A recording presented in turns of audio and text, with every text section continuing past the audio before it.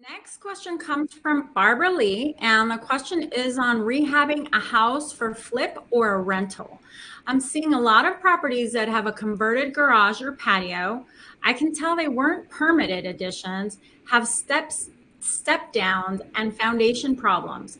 How costly is repair? Is it a tear down for those areas?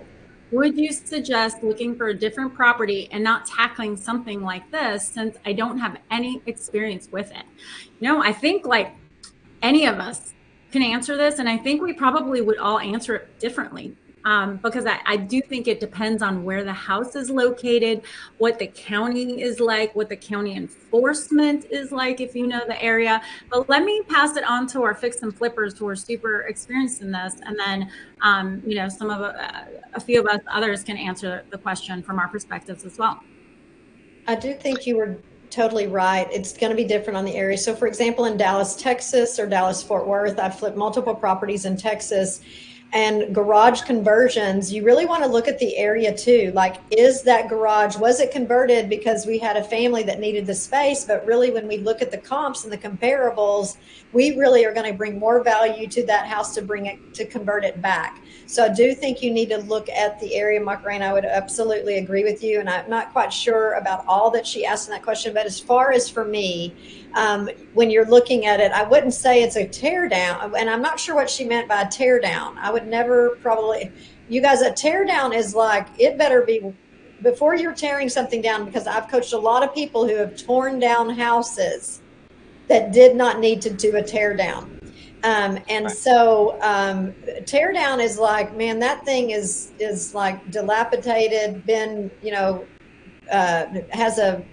the city has condemned it. I mean, there are times for tear downs, but I would make that as like you're wanting to build a new build or something like that. So someone else can answer more of that. But, looking at comparables on converting it back, leaving it there. And in different areas, I have converted a garage back to a garage, even if it wasn't permitted. I mean, there's things you're probably it's gonna have to pass inspections. So just because it wasn't permitted doesn't mean you aren't gonna still just have to go through inspections. If you tear something down, you don't get a permit for a long time. Now you're dealing with you're just avoiding tear down if at all costs possible, unless you're literally looking at a crappy house in a $2 million now area and you're wanting to build new construction. So that would be my part of the answer. Well, oh, go ahead, Brenda. I was interpreting when they were asking about the tear down, maybe they were just referring to the garage, if the garage part wasn't permitted. But I will say that I agree with Kathy. You definitely want to be familiar with what's going on in the area. And also you want to see, is that square footage included in the square footage for the house?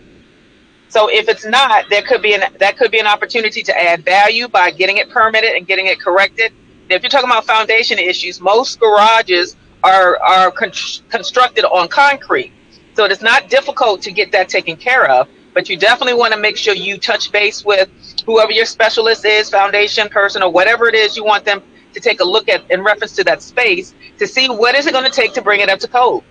And is it going to add the value that you may need on that particular project? I mean, a garage could be, I guess, 300 to depending on what size the garage is. That's additional square footage. So you want to compare that to your comps in that area. And much like Kathy said, sometimes you get more value out of converting it back to a garage. So you want to do your due diligence to see what's best for that particular project in that particular area.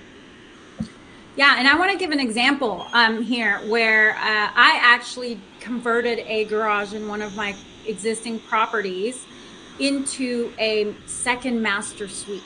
Okay, and you all maybe cover your ears, but I did not permit the work. And there's reasons why I did not permit the work.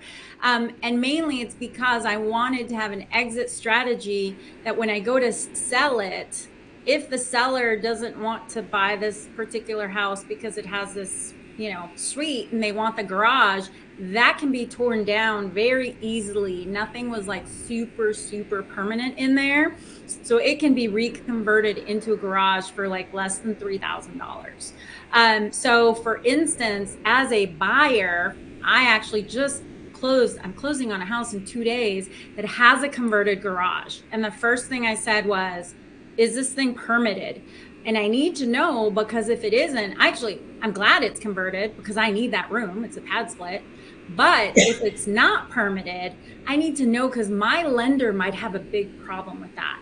The appraiser might have a big problem with that, which means that would be a big problem for me. Okay. But that's why I say it's so important to know where you're operating. So in where I'm operating, which is unincorporated DeKalb County in Atlanta Metro, I know I can get away with some of these things. That house that that I converted the garage without any permit, I had it appraised and I have a loan on it.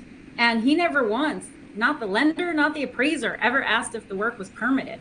And it actually appraised for huge amounts because it was now a 5-bedroom, 3-bath. So there's no straight up answer for your question. That's why I think it's important to understand the context, do your due diligence, and understand where you're operating, right? Which neighborhood, with which county, which jurisdiction.